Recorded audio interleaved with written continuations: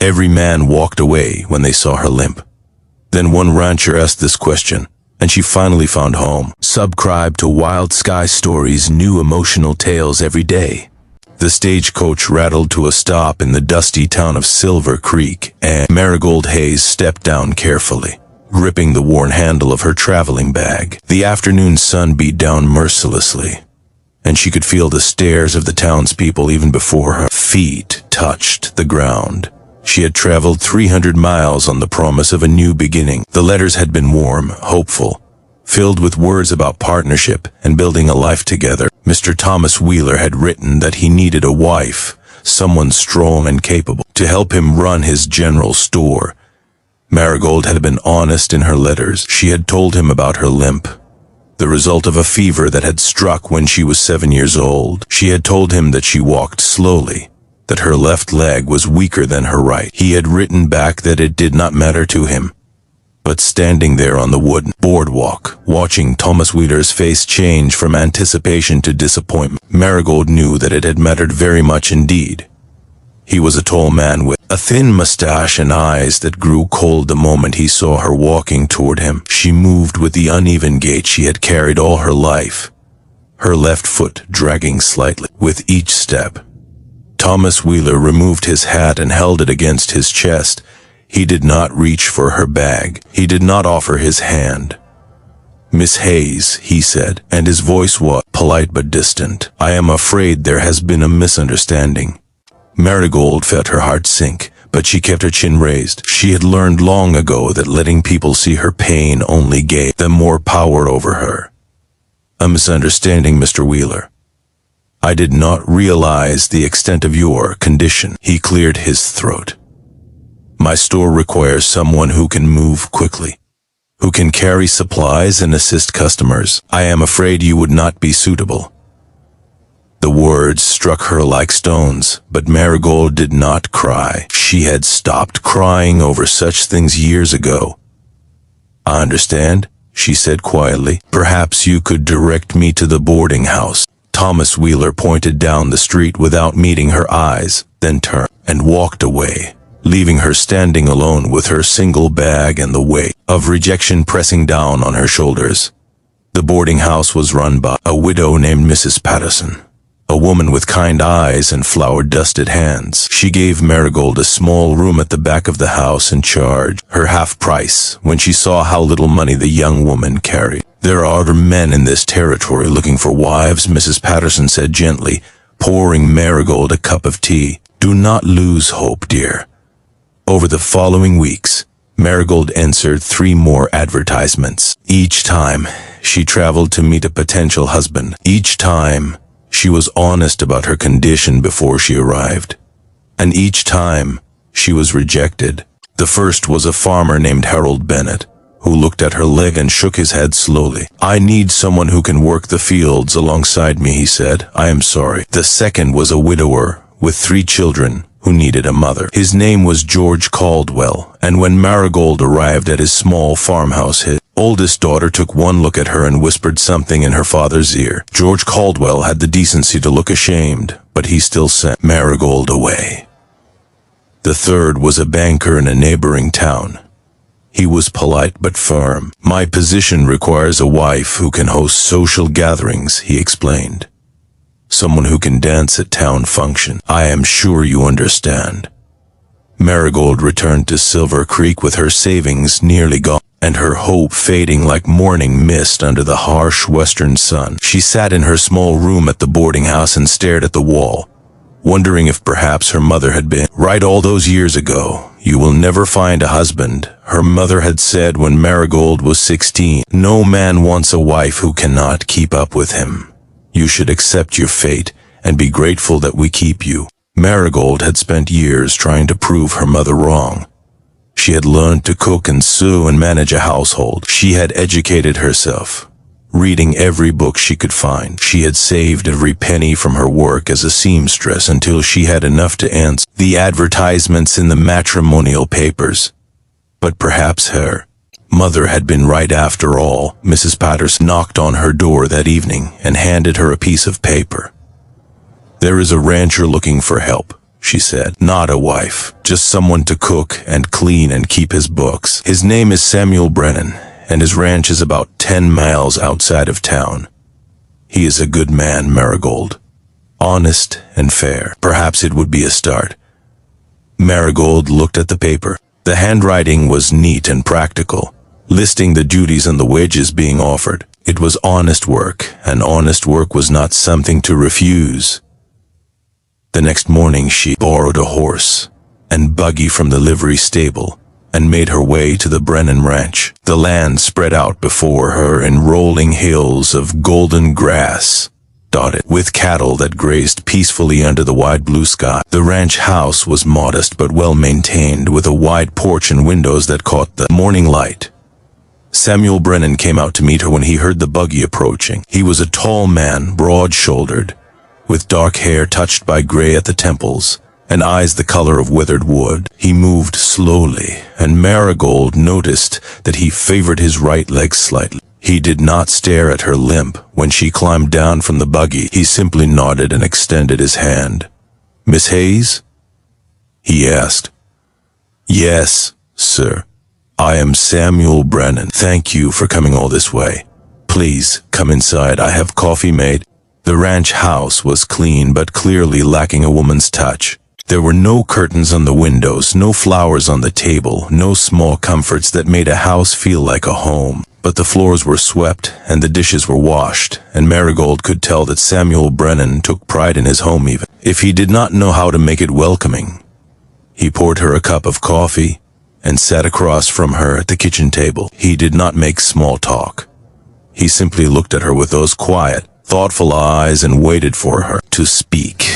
"I should be honest with you, Mr. Brennan," Marigold said. "I came to Silver Creek to be a bride, not a housekeeper.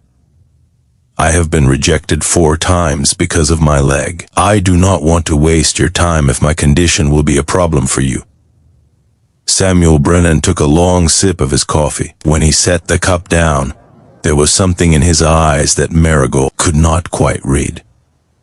"May I ask you something, Miss Hayes?" Marigold nodded, bracing herself for whatever question was coming.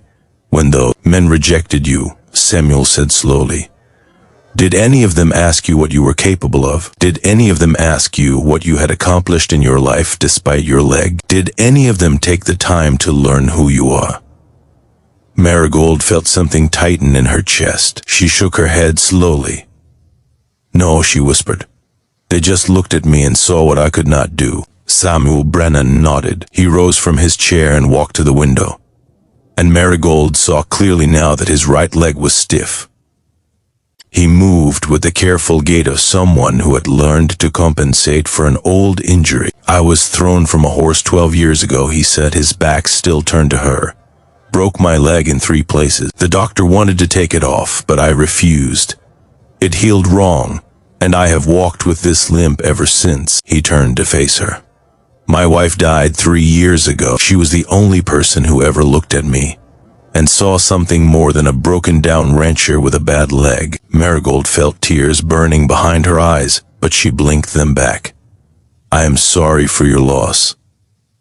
"Thank you." Samuel walked back to the table and sat down across from her again. "Miss Hayes, I did not place that advertisement because I need a housekeeper. I placed it because I am tired of being alone, but I did not think any woman would want to marry a man like me. I thought if I could just find someone to help around the ranch, maybe that would be enough." He reached across the table and took her hand.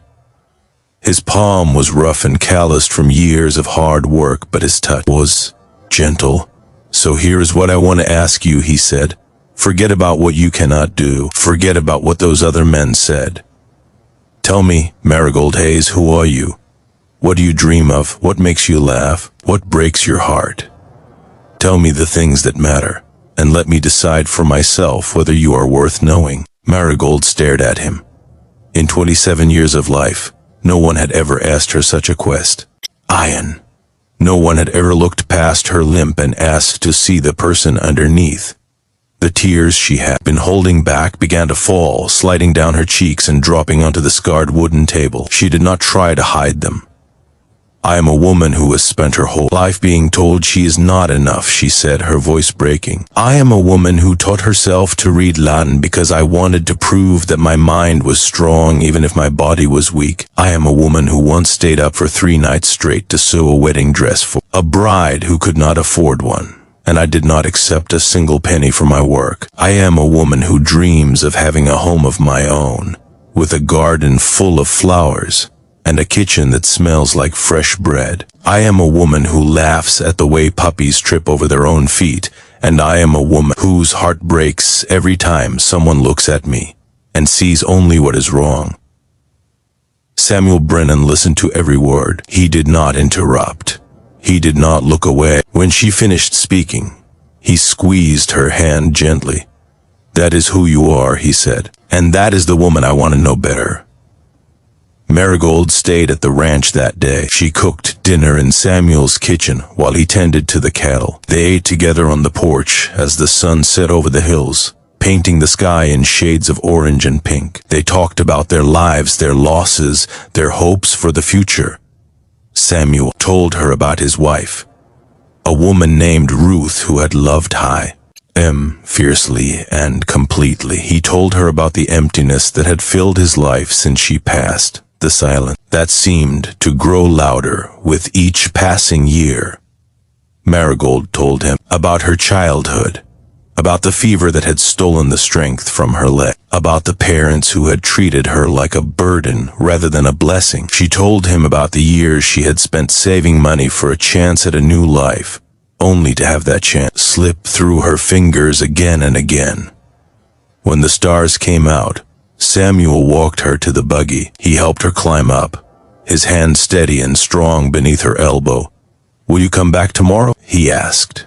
Marigold looked down at him, at this man who had seen her truly for the first time in her life. Yes, she said, I will come back. She returned the next day, and the day after that. She brought curtains for the windows and flowers for the table. She baked bread in his kitchen and filled his home with the sounds of laughter and conversation. Samuel showed her the ranch, walking beside her at her pace, never rushing ahead. He introduced her to his horses, his cattle, his border collie named Biscuit, who danced around her feet and made her laugh. Weeks turned into months, summer faded into autumn, and the leaves on the cottonwood trees turned gold. Marigold found herself falling in love with the land, with the wide open spaces and the endless sky. But more than that, she found herself falling in love with Samuel Brennan, man who had asked the question no one else had ever thought to ask. One evening in late October, Samuel took her hand and led her to the top of a small hill overlooking the ranch. The sunset was brilliant that night, streaking the sky with crimson and gold. They stood together in silence, watching the day fade into night. Marigold, Samuel said finally, his voice low and serious. I have something I need to ask you. She turned to face him, her heart pounding in her chest. What is it? He reached into his pocket and pulled out a simple gold ring. It was not fancy or expensive, but it gleamed softly in the fading light. When you came to my ranch that first day, I asked you to tell me who you were, he said. And you told me. You showed me a woman of strength and courage and kindness. You showed me a woman who deserved to be loved, not in spite of her struggles, but because of who she had become through them. He took her hand and slipped the ring onto her finger. Now I have one more question for you. Will you stay with me? Will you build a life with me? Will you let me spend the rest of my days trying to be worthy of your love? Marigold looked at the ring on her finger, at the man standing before her, at the land that had begun to feel like home. She thought of all the times she had been rejected, all the doors that had been closed in her face, and she thought of the one door that had opened, the one man who had seen her for who she truly was.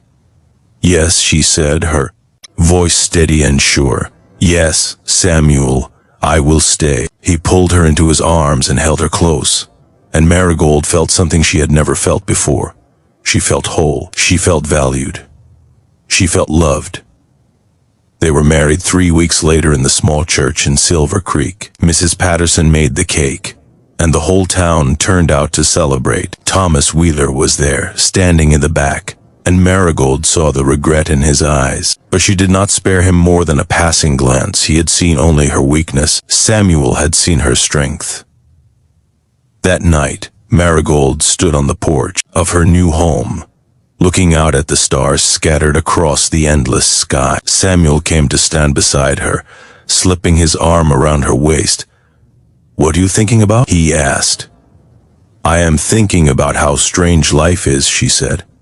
"I was rejected everywhere I went. I thought there was no place for me in this world. And then you asked me one question, and everything changed." Samuel pressed a kiss to her hair. "I asked you who you were. That is a question everyone deserves to be asked." Marigold leaned into him, feeling the warmth of his body, the steadiness of his heart. "You did not just ask the question," she said. "You listened to the answer. That is what made all the difference." They stood together in the darkness, two people who had been told they were not enough, finding in each other the home they had always been searching for. And as the stars wheeled overhead and the night wrapped around them like a blanket, Marigold finally understood that she had never been broken. She had simply been waiting for someone wise enough to see her worth. And in Samuel Brennan, she had found that person at last.